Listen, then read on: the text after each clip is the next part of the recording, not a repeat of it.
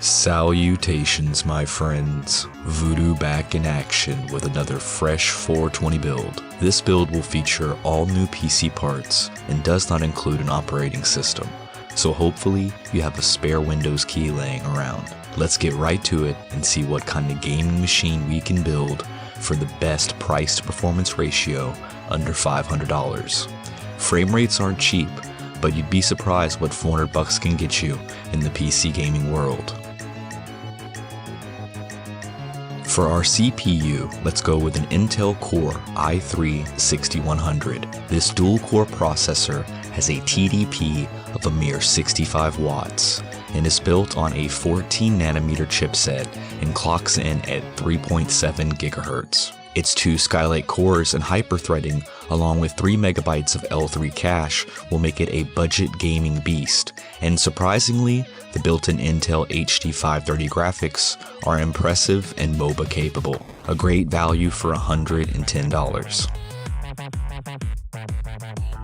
On to the motherboard. I've chosen a Gigabyte GA-B150. This micro ATX motherboard features the Intel B150 chipset and supports up to 64 gigs of DDR4 2133 memory running in dual channel.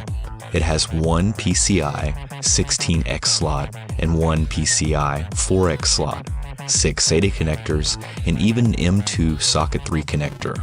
We've also got 4 USB 3.0 ports, along with 3 system fan headers, as well as a convenient little clear CMOS jumper for my OC squad out there. It's got your standard Realtek ALC 892 audio and Intel GBE LAN. I also noticed a nifty little Thunderbolt add-in connector. Overall, this board is packed with features that are hard to find at this price. For $57, you can't go wrong. This time for storage, we're going to do something a little bit different. Instead of going with an SSD or a traditional rotating storage device, let's go hybrid. The Seagate ST1000, which sounds a little bit like a killer robot, is actually a 1TB 7200 RPM hard drive with an 8GB MLC NAND memory chip added. It's 64 MB of cache and less than 9 millisecond seek time should give us ample storage and keep our load times bearable. $64 and we are good to go. Now, to power our budget beauty, let's grab an XFX Xt Series P1-400B. As the name suggests, this 400-watt power supply is Bronze Plus certified with 34 amps on a single 12-volt rail. This should be more than adequate for our 250-watt system and puts us right in the sweet spot for efficiency and still allows a little room for overclocking our GPU. $22 is a steal for this one.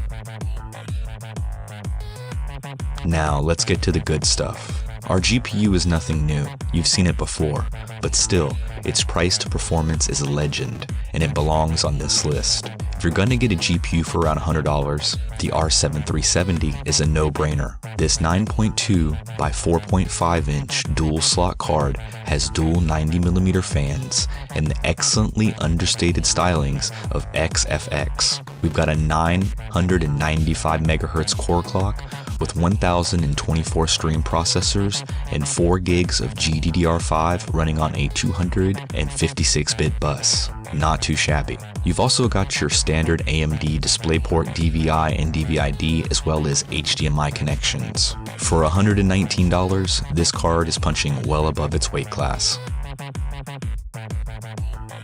Now to my personal favorite part of this build, the case. What you have under the hood does matter, but what people often see first is the hood, and this one is gorgeous. I really like Antec.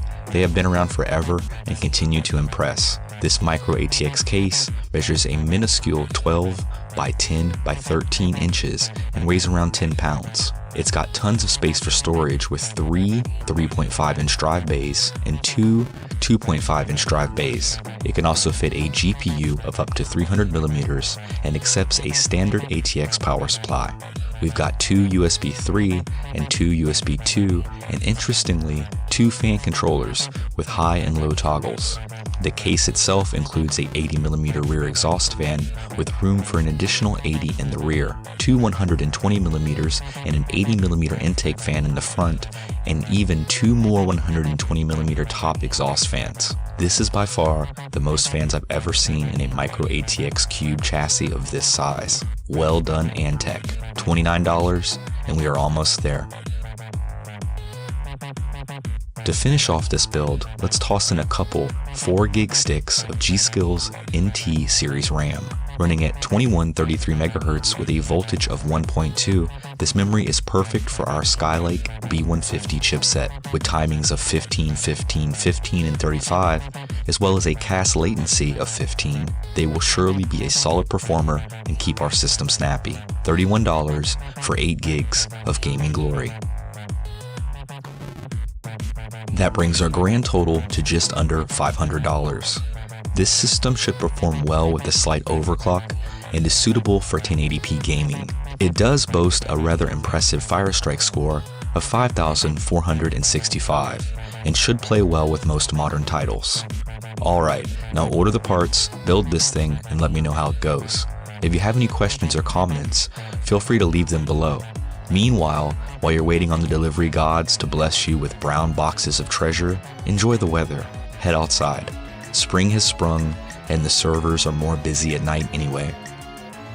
Alright guys, as always, thank you so much for watching. I love making these build videos and obsessing over all these parts. One day when this channel grows, I'll start building these rigs and giving them away. Till then, keep watching, liking, and subscribing, and I'll see you again soon. Voodoo out.